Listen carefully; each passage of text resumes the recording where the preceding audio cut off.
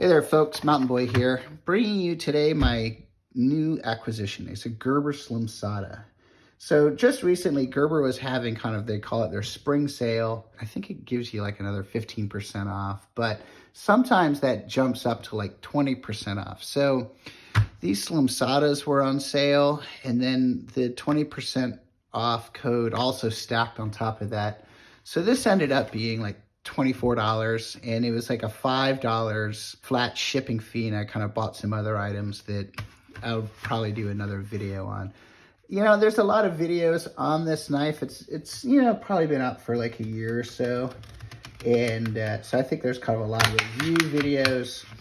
I thought I would just kind of, rather than do an exact review of the knife, is just kind of talk about the type of knife, and we'll just take a look at it. It's micarta handles, D2 steel, frame lock, very thin, very light. It weighs in at like 2.68 ounces, which is, any folder of this size at sub 3 ounces is a great weight category. Just kind of looking at it, for $25, the lockup is straight.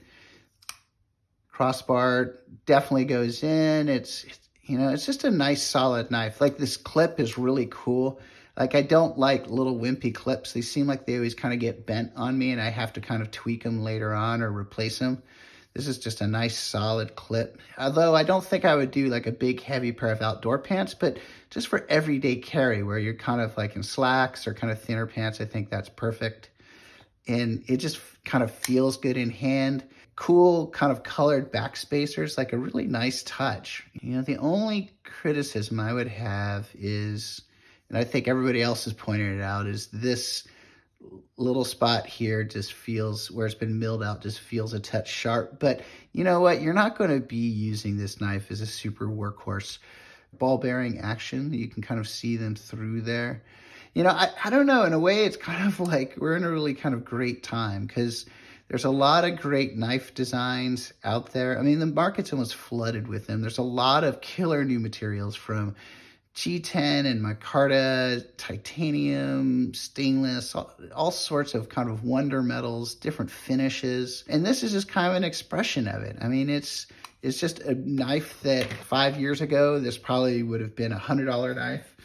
Now I think the MSRP on it is in the mid 50s. And you're seeing the sale price points come down on this. I will say there's a few things, like I can kind of see here on the grind, it's a little off. It might be something you want to take like a sharpener system and kind of reprofile it a little bit. And it's just on kind of one side. I'll kind of talk about too, like there's always kind of that argument about the big box knife companies. Gerber is one. And here's another really favorite of mine. In fact, I took this out of my butcher block. I use this knife every single day. This is a Gerber downwind.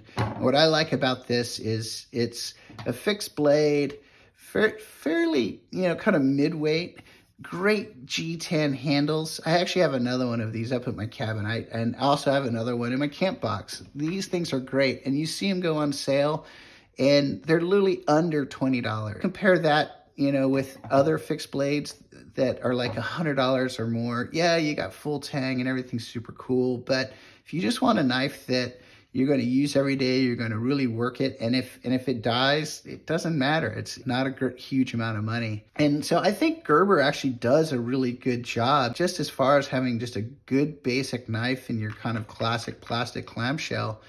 Another company I kind of like a lot in that category is SOG, and this is a SOG Flash AT. Same idea. Like, you go on their website, sign up for their memberships. These are on sale, and then you get like a text for another 20% off. And so this ended up being like a sub $40 knife. And having something that you can kind of use, and you're not going to worry about its collector's value, or it's not like, hey, it's a $150 knife that falls out of your pocket and you lose it, or you want to leave it in your car and your car gets broken into.